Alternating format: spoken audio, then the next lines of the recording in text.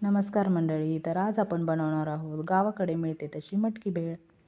यासाठी आपण मटकी घेतली आहे मोड आलेली आणि ती स्वच्छ पाण्याने चांगली धुवून घ्यायची. आता आपण एका छोट्या कुकरमध्ये मटकी, पाणी, हळद, मीठ आणि हिरव्या मिरच्या एका वाटीमध्ये आपण ठेवायच्यात मधोमध शिजण्यासाठी. तर हिरव्या मिरचीचे 2 तुकडे करायचे आणि मग ते एका वाटीमध्ये मध्यभागी असे ठेवून देऊया आपण. अशा प्रकारे तळलेली मिरची तुम्ही खाल्ली असेल, पण ही उकडलेली एकदा खाऊन पहा, खूप छान लागते भेळीसोबत. आता मटकी आपली शिजलेली आहे. एकच शिट्टी मारायची, जास्त मटकी शिजवायची नाही.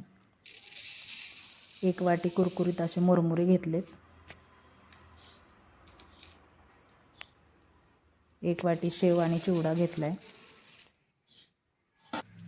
आता याच्यावर मटकी टाकूया शिजलेली. बारीक चिरलेला कांदा, कोथिंबीर, अर्धा चमचा कांदा लसूण मसाला, काकडी आणि टोमॅटोनी छान असं डेकोरेट करून घेऊन आपण साईडने. आणि उकडलेल्या मिरच्याही ठेवूया त्याच्यावर. तयार आहे आपली गावाकडची मटकी भेळ.